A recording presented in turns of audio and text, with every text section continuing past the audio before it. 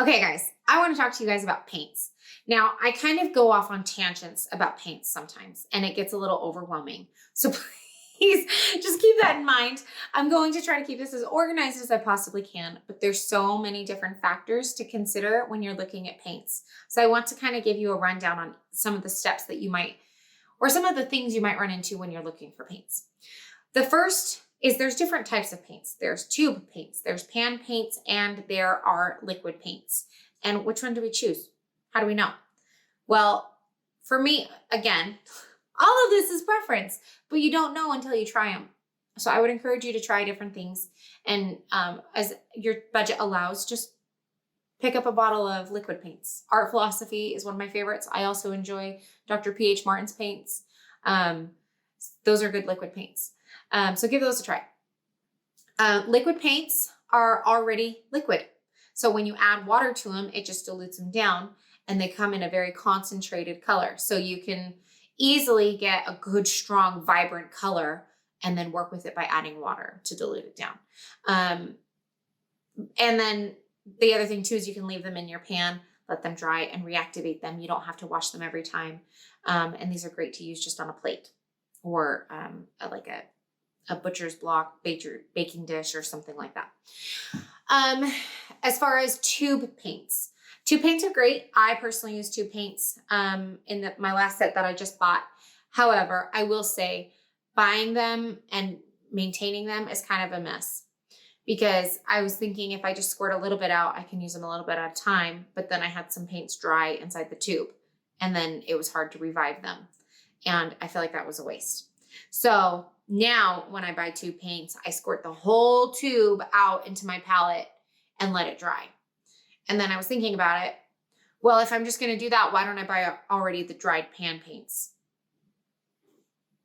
So if you like to use paint straight from the tube, one, you don't need a lot, but it's very easy to get into the habit to use it like acrylics because it comes out of a tube and looks like acrylics, but you need so little. So I personally feel like my tube paints last longer when I don't use them fresh out of the tube and let them dry. But then if they're already dry, why not just buy dried pans? So you know what I mean? It's up to you, however you want to use it. But I do think that in general, a lot of people will overuse paints and waste paints when they're fresh out of the tube. Hard pan sets. So you can buy like ones that are already placed in a pan. Sometimes those can get super cheap. Like if you spend less than $10, I would avoid doing that just because the color, a lot of times the color palettes are mixed with other colors. And so when you go to mix a blue and a red, you don't get purple, you get brown.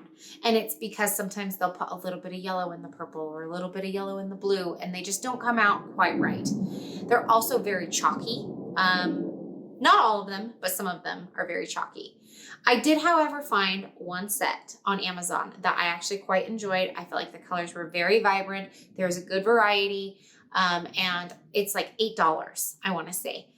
So there are some good ones out there for less than $10 for a pan set. I would just be very wary.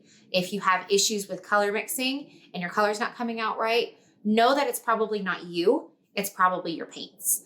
If you choose a cheaper set like that. As far as price on the next level up, student grade paints is what I use. Winsor and Newton Cotman is what I use. There are actually really good paints. I enjoy them. A lot of people have issues with some of them being kind of chalky. My blue is pretty chalky, and they don't dry as smooth. However, they are much better than those little pan paints, and they are not nearly as expensive as the professional grade paint. So I feel like they are a very good happy medium. If you wanted to go all out and buy some awesome paints, my like dream paints, Daniel Smith is what I would like to use. I love Daniel Smith paints. And there's lots of different colors and different things. You can even buy, if you wanted, on Amazon, a test strip of Daniel Smith paints, and they'll basically send you a dried sample page of those. Those are really cool too. So it's entirely up to you what kind of paints you want to use. I recommend a good student grade paint just to get started. Again, you get what you pay for with paints. I used one of those cheap pan sets for the first 2 years that I was painting with, and it was day and night difference when I upgraded to student grade paints. So again, it's entirely up to you. I worked with them for 2 years, so you guys can do it too. We're learning, we're playing. I encourage you to experiment with your papers, with your brushes, with your paints, and find something that you feel is good for your budget and your style and what you like to work with. If you have any frustrations or any questions or anything at all, always, always, always reach out to me. You can find me on Facebook, or I can give you my email address as well.